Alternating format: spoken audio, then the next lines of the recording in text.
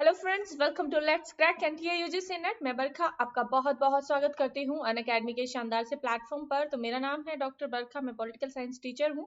PhD MA MPhil सब किया है दिल्ली यूनिवर्सिटी से। Let's crack NTA UGC net हमारा टेलीग्राम चैनल है, जिसका लिंक आपको डिस्क्रिप्शन बॉक्स में भी दिया हुआ होगा। आज हम करने वाले हैं पॉलिटिकल साइंस में आईआर वाला सेशन हम कर रहे हैं। जैसे कि सभी को पता ही है कि हम आईआर यूनिट नंबर 5 अपनी कवर कर रहे हैं। तो यूनिट नंबर 5 में एक इम्पॉर्टेंट टॉपिक है यूरोपियन यूनियन। ठीक है, ईयू जिसको बोला जाता है। यूरोपियन यूनियन और अफ्रीकन यूनियन आपको पता ही होगा, दोनों ही क्या ऑर्गेनाइजेशन है। और भी बहुत सारी ऑर्गेनाइजेशन हमने कवर करी है अपने टॉपिक्स में, लेकिन ये जो है थोड़ा सा इम्पोर्टेंट हो जाती है, क्योंकि आपको पता है कि अभी अभी जो है लास्ट जो हमारा एग्जाम हुआ है 2020 में, उसमें यूरोपियन यूनियन का कमीशन से रिलेटेड एक क्वेश्चन आया था कि कौन सा है जो इसका पार्ट है। आज हम वही करेंगे। अगर इसमें से कुछ क्वेश्चन आ भी जाता है तो अब आप कर पाएंगे। बहुत ज्यादा जो है थोड़ा सा फैक्चुअल है, तो बिल्कुल भी ना मिस मत करना इसको, और कहीं पे नोट डाउन कर लीजिए कि क्या क्या फैक्ट्स हैं जो आपको ध्यान रखने हैं। एग्जामिनेशन पॉइंट ऑफ व्यू से कैसे कैसे क्वेश्चन इसमें बन सकते हैं।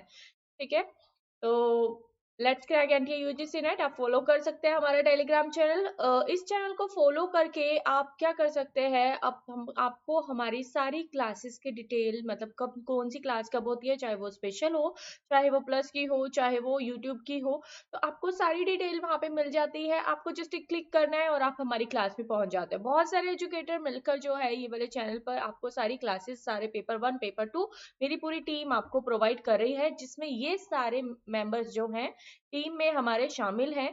ठीक है, जितेंद्र पांडे सर है, करंट अफेयर और आईसीटी करवा रहे हैं सुबह 7 बजे और सुबह 9 बजे। 8 बजे N K Sharma sir higher education करवा रहे हैं। Charu Goyal ma'am research aptitude करवा रही है 8:30 बजे। पीपल एंड एनवायरमेंट करवा रहे हैं सैफ अहमद सर। पूजा सिंह करवा रही है टीचिंग एप्टीट्यूड 10:30 बजे। और 11 बजे मैं आपको करवाती हूँ लॉजिकल रीजनिंग, जिसमें मैं इंडियन लॉजिक वाला पार्ट आपको करवा रही हूँ।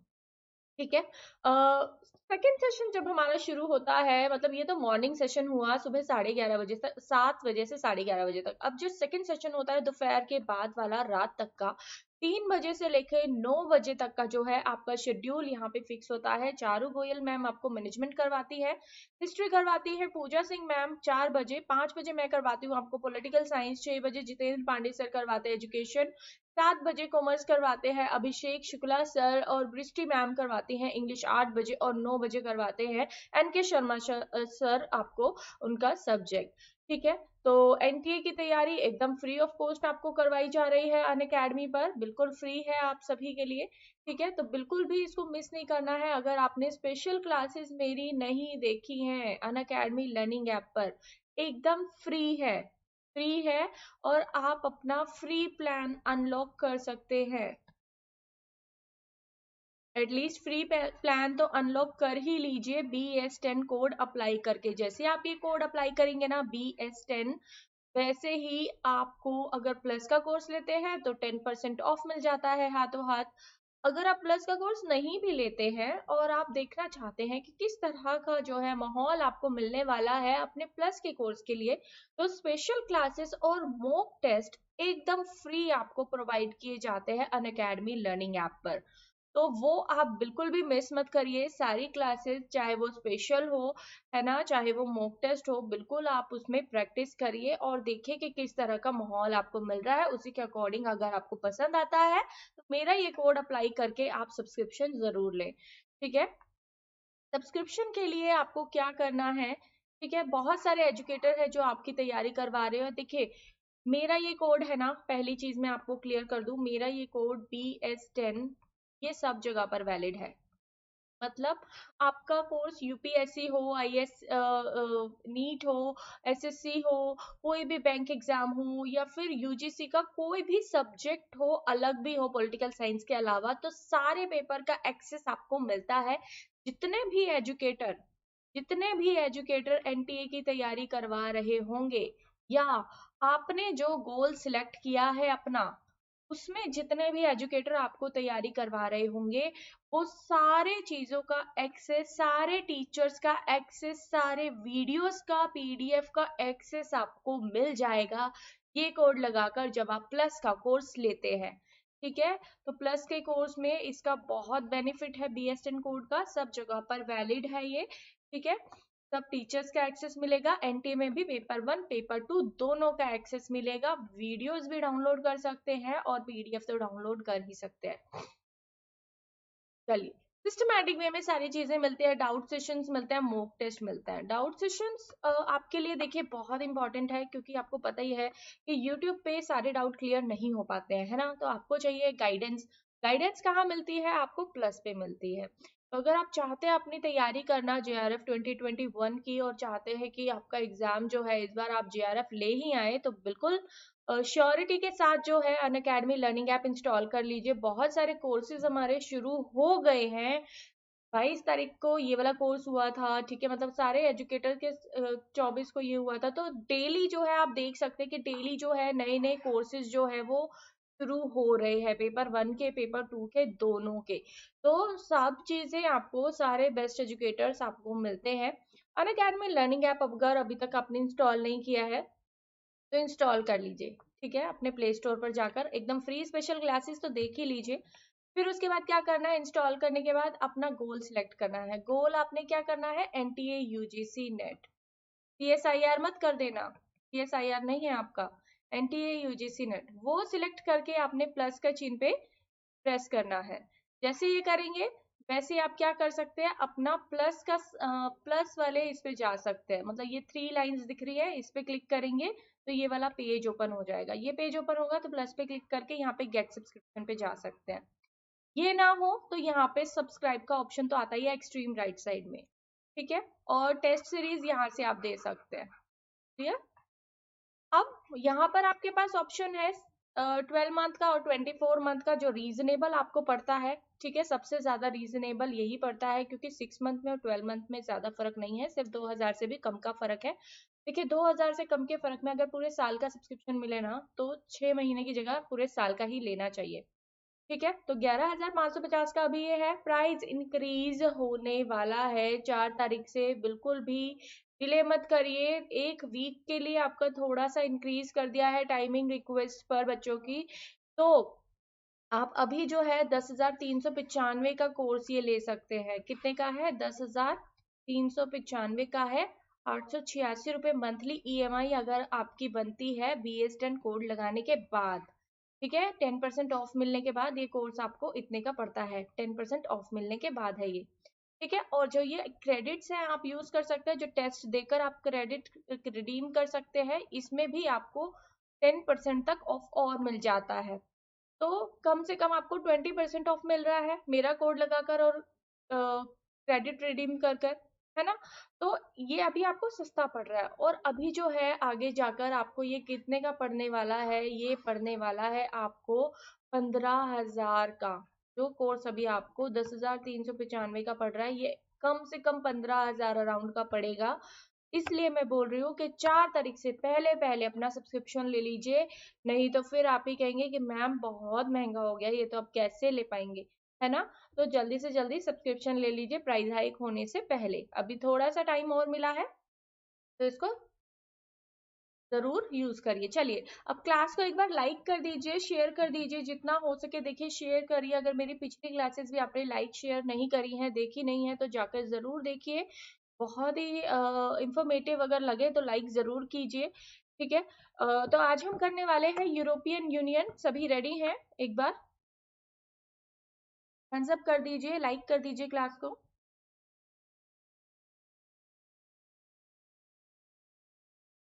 तो चलिए, देखिए यूरोप वाला हिस्सा पता है आपको सभी को कहाँ पे है? यूरोप वाला हिस्सा कहाँ पे है?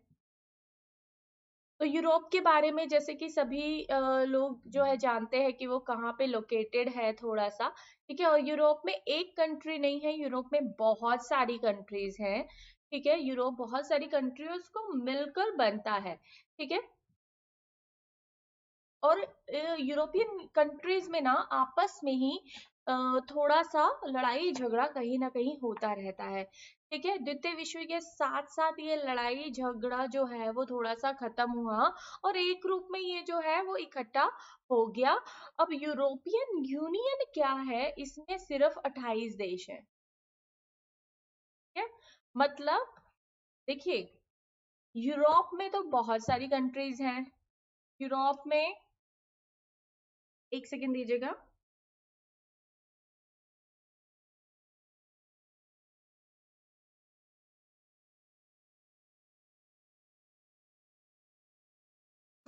ठीक है, तो यूरोप में कम से कम जो है 45 कंट्रीज है।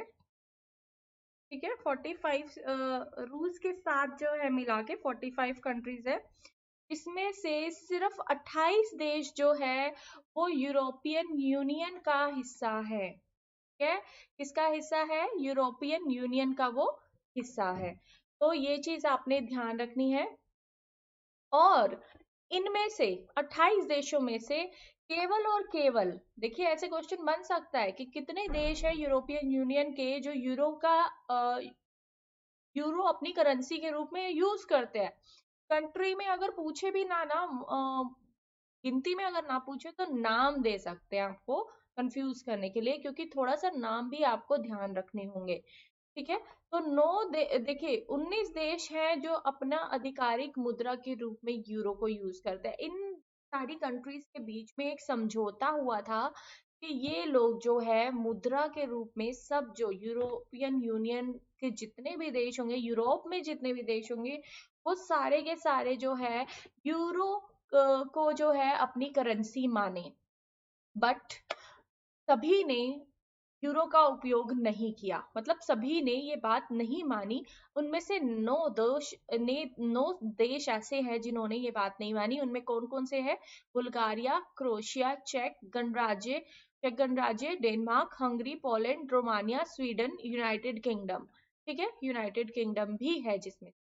तो यूरो अ, का उपयोग ये लोग नहीं करते। ठीक है,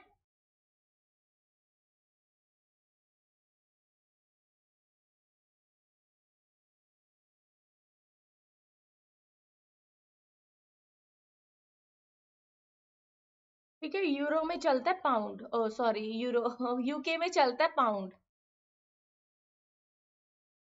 के में क्या चलता है? पाउंड चलता है। चलिए, तो आगे बढ़ते हैं। यहाँ तक सबको क्लियर है कि कितने देश थे, कितने यूरोपियन यूनियन में हैं और कितने लोग उसकी करेंसी यूज कर रहे हैं। ठीक है, कितने लोग एक ही करेंसी को यूज कर रहे हैं। सिर्फ 19 देश है जो यूज कर रहे हैं एक ही करेंसी को, यूरो को। बाकी सारे देश अलग अलग अपना यूज कर रहे हैं। ठीक है, तो यूरोपियन यूनियन क्यों आया था?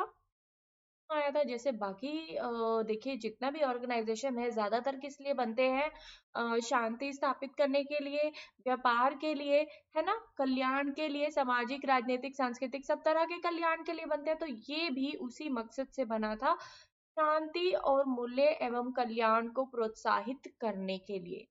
तो ये भी इसी मूल्य से बना। और आंतरिक सीमाओं को किस लिए? स्वतंत्रता, सुरक्षा, न्याय प्रदान करने के लिए, सतत विकास के लिए, आर्थिक वृद्धि के लिए, मूल्य स्थिरता के लिए, रोजगार के लिए, सामाजिक प्रगति के लिए। ठीक है, बाजार अर्थव्यवस्था, पर्यावरण सुधार। तो ये सारे सोशल, इकोनॉमिकल, एनवायरमेंटल और सिक्योरिटी और आपका peace and harmony and values, आपके ये सारे जो बाकी अ, होते हैं ना, बाकी ऑर्गेनाइजेशन काम करते हैं इन सब चीजों पर। यही काम यूरोपियन यूनियन भी कर रहा था अपने सिटीजन्स के लिए। तो सबके एक तरह से कॉमन ही रहते हैं। ठीक है, सामाजिक भेदभाव ना हो, बहिष्कार, सामाजिक बहिष्कार ना हो, भेदभाव ना किया जाए किसी के साथ, वैज्ञानिक तकनीकी को, टेक्नोलॉजी को बढ़ावा देना, आर्थिक, सामाजिक, क्षेत्रीय एकजुटता को बढ़ावा देना, सांस्कृतिक भाषाई विविधता का सम्मान करना। मतलब सबकी जो है कंट्री में, सारे देश जो है अलग अलग भाषा, अलग अलग संस्कृति अपनी लेकर रखे हैं, तो वो सबके संस्कृति जो है वो सुरक्षित रहे। लाइक जैसे इंडिया में है ना, इंडिया में क्या होता है, जो भी स्टेट है वो अपनी संस्कृति को सुरक्षित करके रखते हैं। लाइक कोई राजस्थानी है तो वो राजस्थानी ड्रेस, या फिर हिमाचली है तो वो हिमाचली ड्रेस, तो वो भी सारी है ना, गुजराती है तो गुजराती ड्रेस वगैरह, या फिर उनका जो भी कल्चर में है वो सारी चीजों को संजो के रखते हैं। तो यही चीज वहां पर भी लागू होती है। तो यूरोपियन यूनियन उसमें जो है सबको एकजुट बना के रखने में हेल्प करता है। चलिए, आई थिंक यहाँ तक ठीक है। समान आर्थिक मौद्रिक यूनियन की स्थापना करना, मुद्रा यूरो है। चलिए, तो अब आगे बढ़ते हैं।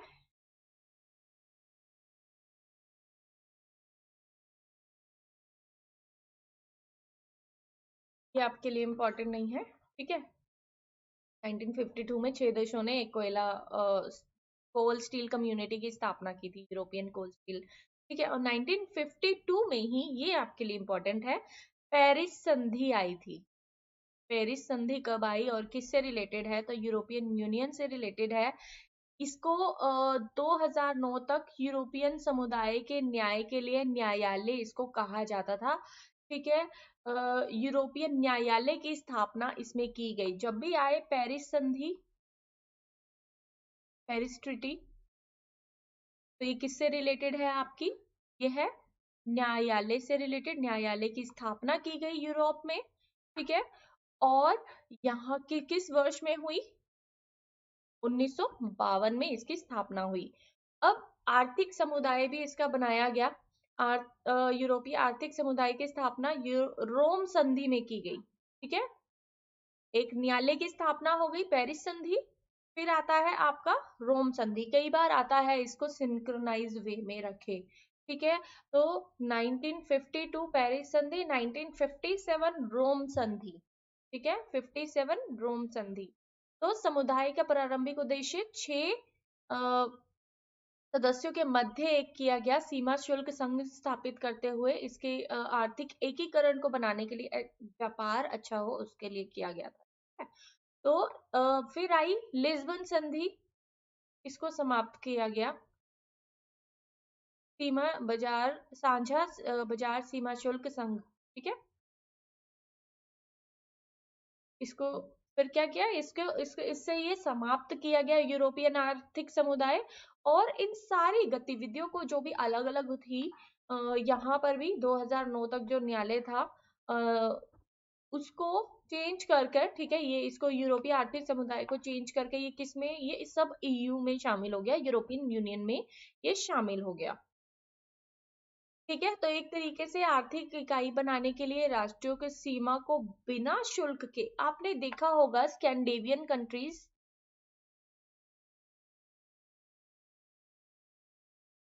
स्कैंडिनेवियन कंट्रीज में क्या होता है?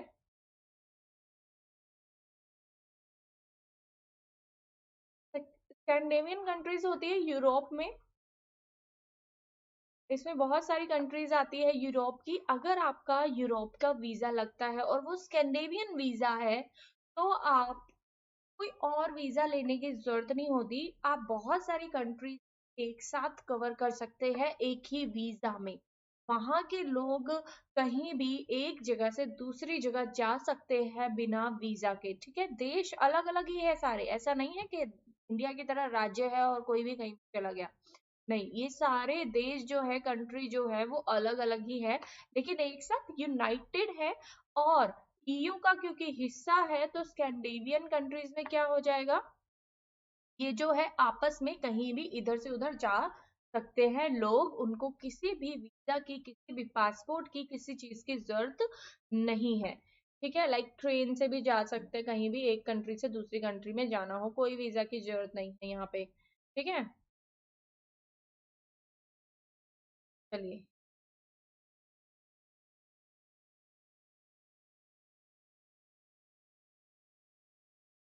चलिए मेन उस पे आते हैं। ओके, उससे पहले ये भी है, कूटनीति और सुरक्षा में क्या है, एक तरीके से ठीक है, ये सारे अंतरराष्ट्रीय स्तर पर सारी कंट्रीज जो है वो सुरक्षित रहे उसके लिए प्रयास यूरोपियन यूनियन के द्वारा किया जाता है। अब important, most important, very very very important जो आ जाता है आपके लिए, ये आपको याद है एक क्वेश्चन आया था हमारे एग्जाम में, इसमें ये पूछा गया था कि कौन सा जो है यूरोपियन यूनियन का पार्ट है, ठीक है। ये पूछा गया था कौन सा जो है यूरोपियन यूनियन का पार्ट है। European secretariat, European council, European, एक और दो चीज का एग्जाम्पल दिया हुआ था वहां पे। तो यूरोपियन काउंसिल जो है इसका स्ट्रक्चर में है, ठीक है। यूरोपियन यूनियन के स्ट्रक्चर में यूरोपियन काउंसिल है।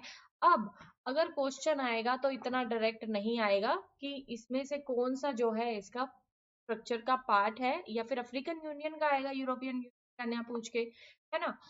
तो आपको ये ध्यान रखना है कि अब इसके अंदर क्या है, यूरोपियन परिषद के अंदर क्या क्या बातें हैं जो आपने ध्यान रखनी है, जिस पर एक्सपेक्टेड एमसीक्यू बन सकते हैं। चलिए, जो बच्चे नए जुड़ रहे हैं एक बार क्लास को लाइक एंड शेयर कर दीजिए प्लीज, लाइक एंड शेयर कर दीजिए जितना हो सके। देखिए, लाइक एंड शेयर किया कीजिए, sharing is caring. And class जो है वो रिज्यूम, मतलब ये क्लास आपकी है ही है, और कल से जो है आपकी क्लास बिल्कुल लाइव होगी, तो बिल्कुल भी टेंशन मत लीजिएगा कि मैम जो है कहाँ गई। ठीक है, तो कल से भी आपकी जो है क्लास लाइव होगी, और कल से ही आपका जो है स्पेशल क्लासेस भी 12 बजे से शुरू हो जाएगी। तो 3 टाइमिंग होगी हमारी, 11 बजे होगी एक, है ना, जहां पर हम पेपर 1 कराते हैं आपको। पेपर 2 की क्लास जो है आपकी होगी 12 बजे, सॉरी, पेपर 1 की क्लास होगी स्पेशल क्लास आपकी, और पेपर 2 की क्लास होगी 5 बजे 5 PM जो आपकी होती है। ठीक है, तो इस तरह जो है 3 टाइमिंग, 3 बार में आपसे क्लास, आपकी क्लास लूँ, तो आप जो है बिल्कुल भी अपना क्लासेस बिल्कुल भी मत छोड़िए, क्योंकि एक भी टॉपिक आपने छोड़ा, पेपर 1 की मैं बात कर रही हूँ, एक भी टॉपिक आपने छोड़ा, आपके लिए किसी भी चीज का क्वेश्चन का आंसर कर पाना बहुत मुश्किल हो जाएगा। बहुत इजी टॉपिक्स हैं, बहुत इजी क्वेश्चन बनते हैं, लॉजिकल रीजनिंग में से बिल्कुल भी मत स्किप करिए, और 5 PM वाला भी बिल्कुल भी मत स्किप करिए। और स्पेशल क्लास तो लेनी ही है, फ्री है एकदम, अपना टेस्ट आप देते रहिए कि किस तरह आप तैयारी कर रहे हैं। ठीक है, कल जो है आपका 2 तारीख को आपकी जो है क्लास होगी, जिसमें हम आपको यूनिट नंबर 1 का मैराथन करवाऊंगी। ठीक है, 5 बजे जो क्लास होगी, यूनिट 1 का मैराथन मैं आपको करवाऊंगी। तो ऐसे यूनिट वाइज हम मैराथन शुरू करने वाले हैं, और एक स्पेशल सेशन भी मैं आपके लिए लेकर आऊंगी, में एक एसोसिएट प्रोफेसर दिल्ली यूनिवर्सिटी के, वहां पे मैं आपको इंटरव्यू, मतलब एक तरीके से ना आप उनसे कुछ भी पूछ सकते हैं कि आपको इंटरव्यू की तैयारी किस तरह से करनी चाहिए पीएचडी के, या फिर आपको कोई भी अगर जॉब के लिए अप्लाई करना है कहीं भी किसी भी यूनिवर्सिटी में, तो आप किस तरह से कर सकते हैं, क्या क्या एलिजिबिलिटी चाहिए, और क्या किस तरह के क्वेश्चन पूछे जाते हैं जब आप सिलेक्ट होते हैं अपने किसी भी टॉप, मतलब इंटरव्यू के लिए सिलेक्ट होते हैं। ठीक है, तो ये सारे क्वेश्चन आप पूछ सकते हैं, अपना करियर काउंसलिंग एक तरीके से इसको कह सकते हैं, तो बिल्कुल भी मिस मत करिएगा। ठीक है, चलिए वापस आते हैं।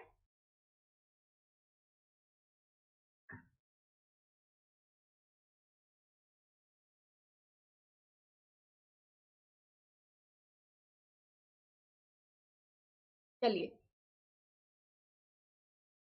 तो हम थे यूरोपियन काउंसिल पर, ये क्वेश्चन पूछा गया था। अब इसके अंदर क्या है, यूरोपियन काउंसिल में क्या होता है।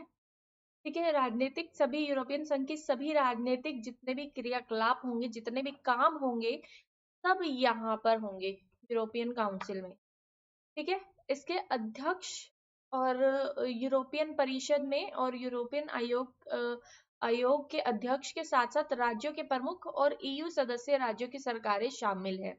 ठीक है, अब आपसे क्वेश्चन बन सकता है, एक्सपेक्टेड क्वेश्चन क्या बनेगा, एक्सपेक्टेड एमसीक्यू क्या बनेगा आपका, कि इसमें कौन कौन से शामिल है यूरोपियन परिषद काउंसिल में। यूरोपियन परिषद भी है, यूरोपियन आयोग भी है, ठीक है, के अध्यक्ष भी है, राज्यों के प्रमुख भी है, और ईयू के जितने भी सदस्य स्टेट्स होंगे वो सारे, वो इसमें परिषद में बैठेंगे। ठीक है, विदेशी मामलों से रिलेटेड और सुरक्षा मामलों से रिलेटेड सारे प्रतिनिधि इसके सम्मेलन में भाग लेंगे यूरोपियन यूनियन के।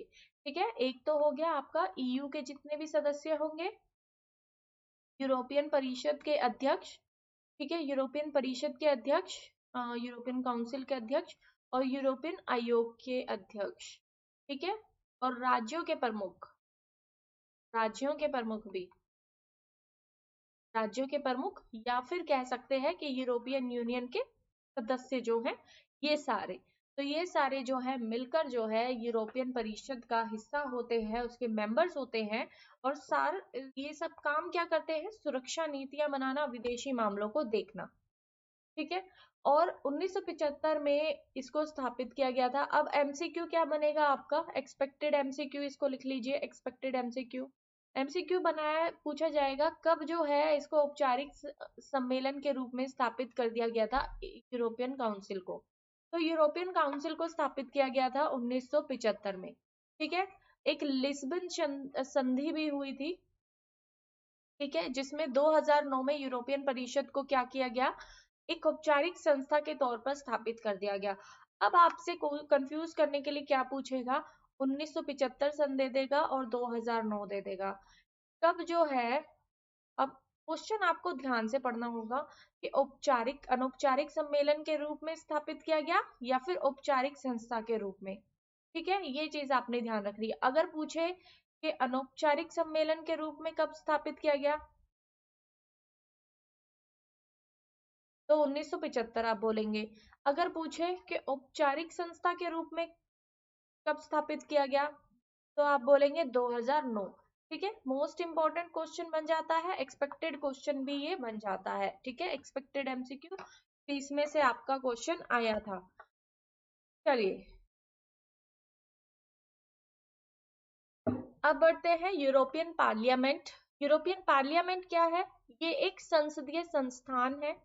ठीक है, एक पार्लियामेंट इंस्टीट्यूट है जिसमें परिषद के रूप में भी इसको जाना जाता है और विधायी काम सारे देखा जाता है। देखिए संसद में क्या होता है, जैसे हमारी इंडिया की संसद में होता है ना, वैसे वहां पे भी होता होगा, लेकिन इसके पास उतनी विधायी शक्ति नहीं है जितनी सदस्य देशों के संसद के पास है। लाइक यूरोपियन यूनियन की एक संसद है, ये यूरोपियन यूनियन की संसद है। ठीक है, और ये क्या हो गया, ये छोटे छोटे स्टेट्स हैं, इनकी अपनी संसद है ना, इसकी अपनी पार्लियामेंट है सबकी। तो यहाँ पे कोई अगर मेंबर स्टेट है, इसका अगर मेंबर स्टेट है, तो उसके पास इतनी पावर इस संसद में नहीं होगी जितनी उसके अपने स्टेट के संसद में होगी। क्लियर? तो सदस्य देशों के पास उतनी शक्तियां नहीं है जितनी उनके अपने खुद के देश में है। क्लियर? यहाँ पे द्विसदनीय यूरोपियन संघ के विधानमंडल का एक ये भाग है यूरोपियन संघ की परिषद। ठीक है, तो एक तो हो गया संसद, हो गया यूरोपीय संसद, और एक हो गया यूरोपियन संघ की परिषद। ठीक है, तो दो, जैसे हमारा होता है ना लोकसभा राज्यसभा, उसी तरह ये यहाँ पे दो पार्ट में डिवाइडेड है। ठीक है, ये विधानमंडल का पार्ट होता है यूरोपीय संघ, द्विसदनीय एक तो विधानमंडल का भाग होगा जो संसद के रूप में होगा। ठीक है, दूसरा होगा कार्यकारिणी सरकारों के प्रतिनिधित्व, सदस्य राज्यों की कार्यकारिणी सरकारें या मंत्रियां, ठीक है, वो अलग एक पार्ट होगा। ठीक है, वो भी एक परिषद में होगा जिसमें सारे जितने भी स्टेट्स होंगे, जितने भी राज्य होंगे, उनके मंत्री चर्चा करेंगे, संशोधन करेंगे, कोई उन्हें काम क्या करना है, मिलजुल के कैसे सारे देशों को चलाना है ना, वो सारी चीजें जो है, सारी नीतियां कौन सी बनानी है, तो वो सारी बातें जो है वो सेकंड वाले यूरोपियन संघ की परिषद में की जाएगी। ठीक है, अब आता है यूरोपियन कमीशन। पहले क्या था ये आपका, ध्यान से देखिए, यूरोपियन काउंसिल। अब आता है यूरोपियन परिषद, यूरोपियन कमीशन।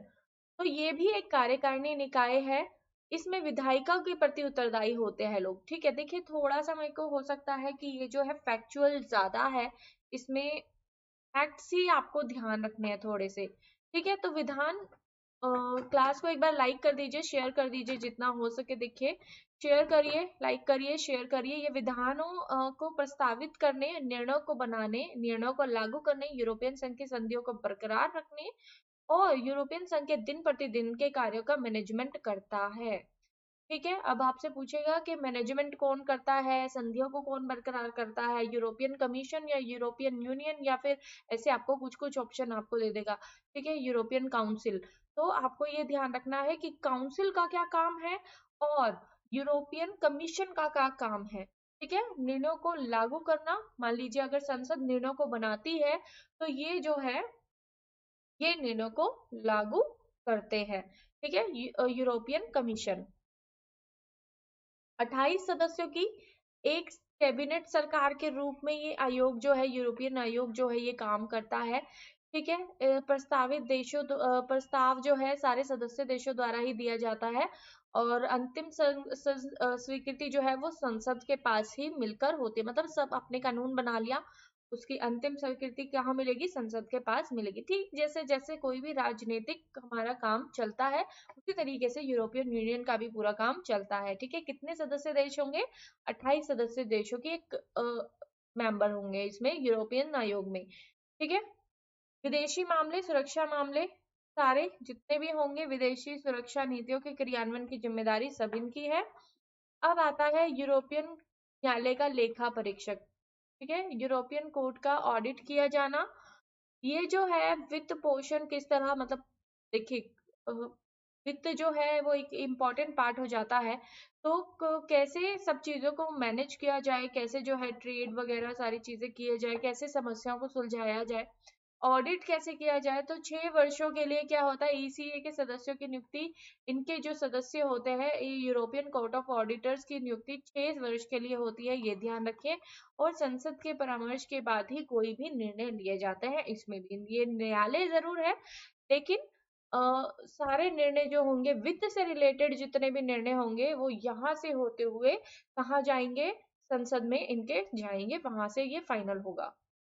अब इसका आता है न्यायालय। ये सारे देखिए कानूनी विवादों के समाधान के लिए, देखिए ये वाला जो न्यायालय था ना, ऑडिटर वाला, लेखा परीक्षक जो होगा ये वित्त से रिलेटेड होगा, और यूरोपियन संघ का जो न्यायालय होगा ये कानूनी विवादों के समाधान के लिए होगा। मतलब किसी भी देश के बीच में जो भी लड़ाई झगड़े होंगे उसको ये निपटारा करेगा। ठीक है। सबकी नियुक्ति होती है। ये कहाँ पे स्थित है? लग्जमबर्ग में स्थित है ये ध्यान रखिए बस आप। ठीक है। लग्जमबर्ग में ये स्थित है ये न्यायालय, यूरोपियन संघ का न्यायालय। एक्सपेक्टेड एमसीक्यू हो सकता है। ठीक है। एक्सपेक्टेड एमसीक्यू ये बन सकता है। चलिए, तो एक बैंक भी है, ईसीबी जिसको बोलते हैं, यूरोपियन सेंट्रल बैंक। ठीक है। इसमें भी 19 सदस्य शामिल हैं, गवर्नर, कार्यकारी बोर्ड होता है इसमें, और 4 अन्य सदस्य होते हैं यूरो क्षेत्र के देशों के राष्ट्र गवर्नर, जिनकी नियुक्ति यूरो क्षेत्र के देशों की राष्ट्रीय गवर्नर द्वारा की जाती है। और व्यावसायिक बैंकों को ये ऋण देता है, मुद्रास्फीति, मुद्रापूर्ति, बैंक के नोट जारी करना, सुरक्षा को स्थापित करना, बड़ी भागीदारी। भारत की भी बहुत ज्यादा भागीदारी है। भारत का क्या रोल है एक तरीके से देखें तो, बहुत ज्यादा निवेश में, मुक्त व्यापार में। ठीक है। तो बहुत ज्यादा जो है मतलब भारतीय कृषि प्रवेश में ये जो है डेटा सिक्योर स्थिति में स्वीकृति की जाती है। मतलब देखिए भारत भी ना एक आर्थिक उसको सहयोग मिलता है यहाँ से, ईयू से। तो ईयू के साथ भी अकाउंट जो है काफी अच्छे संबंध है भारत के।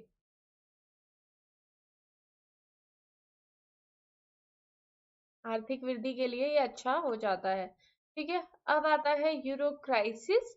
तो हाँ, देखिए यूरो क्राइसिस ना बोल के मैं यहाँ पर सीधे जाती हूँ आपको एक इम्पोर्टेंट पे। ब्रेग्जिट है एक यहाँ पे इम्पोर्टेंट टर्म, ये आपको ध्यान रखनी है। ठीक है। जनमत संग्रह हुआ था, ब्रेग्जिट पे एक एमसीक्यू आया था आपका, ब्रेग्जिट क्या होता है। ठीक है। तो 2016 में ईयू को त्यागने के पक्ष में मतदान हुआ था, सरकार का एक जनमत संग्रह हुआ था। ये पूछा जाता है जनमत संग्रह हुआ था या फिर सामूहिक संग्रह हुआ था या फिर छुपा मतदान हुआ था। तो जनमत संग्रह हुआ था। ठीक है। तो औपचारिक रूप से बाहर निकलने के लिए ईयू जो है औपचारिक रूप से वहां से निकल गया था। ठीक है। ईयू से औपचारिक रूप से, सॉरी ईयू नहीं निकला था, यूनाइटेड किंगडम निकला था, वही मैं ठीक है। तो यूनाइटेड किंगडम जो इंग्लैंड है ना, वो यहाँ पे ब्रेग्जिट के माध्यम से ये निकल गया था मेंबरशिप। ठीक है। तो ये एक प्रक्रिया थी जहां पर लोगों ने जनमत संग्रह किया, और जो है अब ब्रिटेन जो है, ब्रिटेन की संसद के अधीन ही है ये। ठीक है। उसके नहीं है। और बहुत सारी संधियां जो है ये आपने ध्यान रखनी है कि कौन सी संधि क्या हुई। यूरोपियन समुदाय के स्थापना, ब्रुसेल्स में एक संधि हुई। ठीक है। तो एक ईएस आयोग बना, शेगन समझौता हुआ, सिंगल यूरोपियन अधिनियम आया।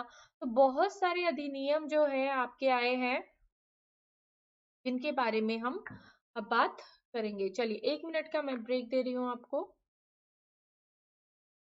फटाफट से जो है क्लास को लाइक कर दीजिए। और BS10 कोड देखिए, ये मेरा कोड है, ये आप अप्लाई कर सकते हैं अपने अनअकैडमी फ्री प्लान को अनलॉक करने के लिए। अनअकैडमी फ्री प्लान को अनलॉक करके आपको मिलेगा स्पेशल क्लासेस और मॉक टेस्ट, ठीक है।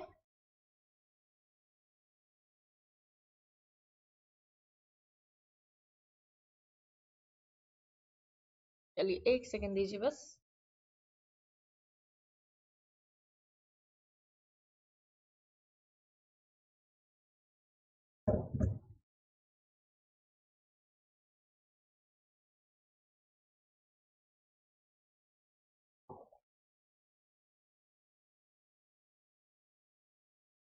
ठीक है, अब देखिए इस पे भी MCQ बन सकते हैं कि कौन सी संधि में जो है इन तीनों को जो है ऐड करके एक यूरोपियन समुदाय बनाया गया। तो ब्रुसेल्स संधि हो गया। तो इस तरह से जो है शेगन समझौता क्या था, जब सदस्य राज्य ने बिना पासपोर्ट के जो शंघाई में आपको बोल रहे स्कैंडिनेवियन कंट्रीज का जो बोल रहे हो ना शेगन समझौता, वो उसी से रिलेटेड था कि जो भी कंट्रीज है वो कहीं पर भी बिना मेंबर, मतलब अगर आप सदस्य देश हैं EU के मेंबर हैं, तो आपके देश से दूसरे देश में कोई भी आना जाना इजीली कर सकते हैं आप, मतलब खुली सीमाएं हो गई। पासपोर्ट की भी जरूरत नहीं है, आप एक कंट्री से दूसरी कंट्री में आराम से जा सकते हैं कोई रोक टोक के बिना। शेगन समझौता उसको बोला जाता है। 1995 में ये प्रभावी हुआ था, ठीक है, 1995 में ये लागू हुआ था। 1986 में यूरोपियन समुदाय का एक अधिनियम द्वारा एक सिंगल यूरोपियन अधिनियम लाया गया, ठीक है, जिसमें एक अलग यूरोपीय मुद्रा, साझी विदेशी घरेलू नीतियां भी स्थापित की गई। अब आता है मेस्ट्रिच संधि। इसमें क्या हुआ, मेस्ट्रिच संधि में नीदरलैंड और उसके सदस्यों को ने हस्ताक्षर किया और यूरोपियन एकीकरण को आगे बढ़ाया। कई बार वो मैं आपसे दो चार पेरिस संधि, मेस्ट्रिच संधि ये सब पूछा जाता है ना, तो मेस्ट्रिच संधि 1992 में हुई, ये ध्यान रखेगा, ठीक है। तो शीत युद्ध की समाप्ति के बाद इसको बहुत ज्यादा बढ़ावा मिला और एक यूरोपियन समुदाय ECS और EAE को यूरोपियन संघ में शामिल कर दिया गया। ये वही समुदाय है सारे, ठीक है, जो हम पीछे अभी बात कर चुके हैं। ये मत कहिए कि मैम इसका फुल फॉर्म क्या होता है, ठीक है। तो केंद्रीय बैंक की भी स्थापना हुई और चुनावों को सक्षम बनाया गया। तो मौद्रिक संघ की स्थापना जो पता ही है आपको, 19 कंट्रियों ने जो है 2002 में पेरिस संधि समाप्त हो गई, ये भी ध्यान रखिएगा। 2002 में पेरिस संधि समाप्त हो गई और इसका पूरा काम जो है वो किसने, यूरोपियन समुदाय ने अधिग्रहित कर लिया, मतलब वही काम जो है करने लगा। अब 2007 में लिस्बन संधि भी हुई थी, ठीक है। इसको सुधार संधि के नाम से भी जाना जाता है क्योंकि इसमें संशोधन किया गया और संवैधानिक आधार पर यूरोपियन यूनियन का गठन किया गया, ठीक है।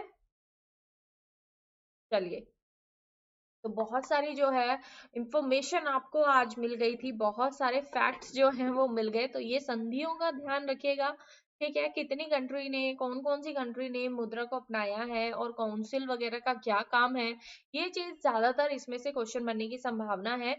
अब मेरा कोड है BS10, अगर आपको मेरी क्लासेस पसंद आती है तो इंस्टेंट 10% डिस्काउंट के लिए मेरा कोड आप यूज कर सकते हैं। BS10 मेरा कोड है, ठीक है, BS10 मेरा कोड है। इस कोड को अप्लाई कर कर आप 10% ऑफ हाथों हाथ ले सकते हैं, ठीक है। जैसे कोड लगाएंगे 10% ऑफ मिलेगा। SCBS10 भी मेरे कोड है, ठीक है, कंफ्यूज मत करिएगा। अभी जो है ये पड़ रहा है आपको सिर्फ 886 रुपए का, अगर आप नो कॉस्ट EMI देते हैं और 24 मंथ का देंगे ना तो सिर्फ 630 रुपए महीना आपको दे, सिर्फ 630 रुपए महीने में आपको 15,000 में 24 मंथ का आपको सब्सक्रिप्शन मिल जाता है, मतलब 2 साल का सब्सक्रिप्शन जाता है। जितना ज्यादा मंथ का लेंगे उतना ज्यादा रीजनेबल आपको पड़ेगा, ठीक है। तो कोशिश करिएगा कि कम से कम जो है 12 मंथ का आप सब्सक्रिप्शन ले, क्योंकि प्राइस हाइक होने वाला है। प्राइस हाइक होने वाला है कितनी तारीख से, 4 तारीख से। तो उससे पहले पहले अपना सब्सक्रिप्शन ले लीजिए, प्राइस हाइक हो जाएगा। तो जो सभी 2 साल का मिल रहा है ना वही 1 साल में ही मिलेगा आपको।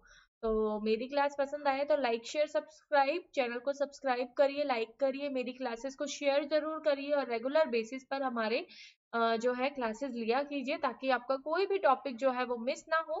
PS10 कोड है मेरा, इसको अप्लाई करके अपना फ्री प्लान तो अनलॉक कर ही लीजिए। और अगर आपको प्लस का कोर्स लेना है तो यही कोड लगाकर आप 10% ऑफ ले सकते हैं और अपना प्लस का कोर्स भी ले सकते हैं। ठीक है, चलिए, तो आज के लिए बस इतना ही। मिलते हैं नेक्स्ट क्लास में। Bye bye.